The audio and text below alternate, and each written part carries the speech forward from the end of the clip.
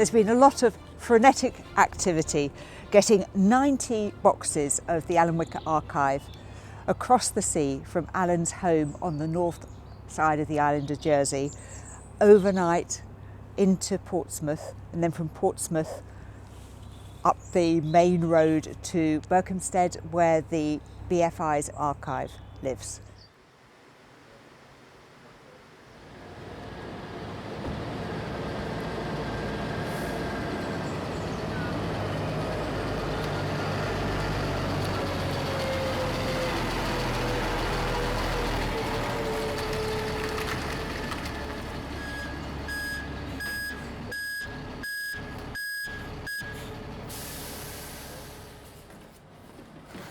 Because Alan was right there at the start of British documentary television, it was he who invented the grammar, which is now so common that we take it for granted.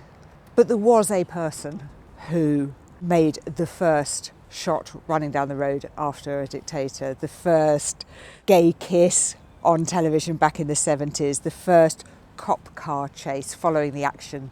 And there have been so many generations of documentary makers that can be grateful to him for that. And now we can see the mind working through the notes he took, the questions he chose to ask, where it all began.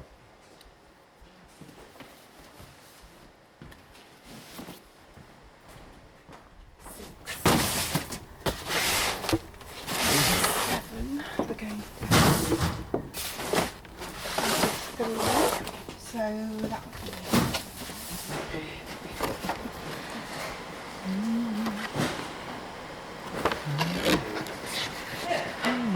it's the original script.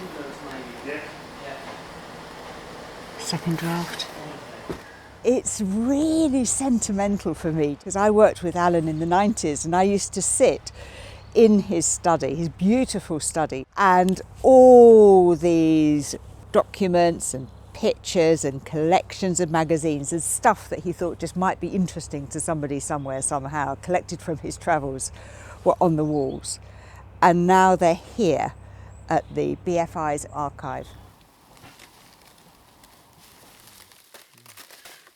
And within those boxes, I mean, I've just opened and peeked through some of them. For example, Alan's old passports. Never was there such a rich array of stamps, everyone representing a journey, a programme, an idea, a recce. The correspondence, particularly between Alan Wicker and David Attenborough. David gave Alan his first BBC primetime Saturday night show. So there was one moment in particular where Alan finds out the high-ups at the BBC have taken umbrage at a programme that he's put together about hippies, and there's full frontal nudity in it, as you might expect. And David Attenborough is gently trying to persuade Alan that a cut needs to be made within the film and then it will show. And Alan is fighting furiously with all the articulation and eloquence that he has so readily at his fingertips. You can imagine him with his little portable typewriter sending these furious communications.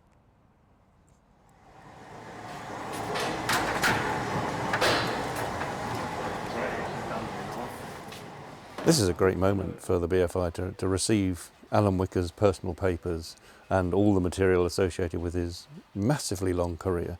Because not only is it reflective of him and his work, but reflective of television from the 1950s to the 2000s. This material will be a fantastic resource for scholars studying developments in television as well as the work of a great documentary maker. The next stage will be to actually look at the film and identify it, whether we have complete programmes, which I suspect we do, or whether we have rushes, early assemblies. The real problem potentially is the vinegar syndrome, because film from the safety era, which is the era that followed the nitrate era, has got this unfortunate property that it can release acetic acid, which then eats the film. So one of the first things I will do is simply sniff the film. If it's bad, it hits you the moment you open the can. That's not the case with the Alan Wicker films that I've so far opened, so that's a good sign. That's good, we can re-can easily enough. We are currently in the process of doing a long-running project on the British documentary, and having started in the 30s, we're now into the television era, and the next era we're going to be looking at is the 70s and 80s, so obviously that fits very neatly, the Alan Wicker material. Certainly we would want to both show the material, both show the films, and maybe put on an exhibition as well. It's such a rich resource that it'll be the basis of much of our work for the foreseeable future.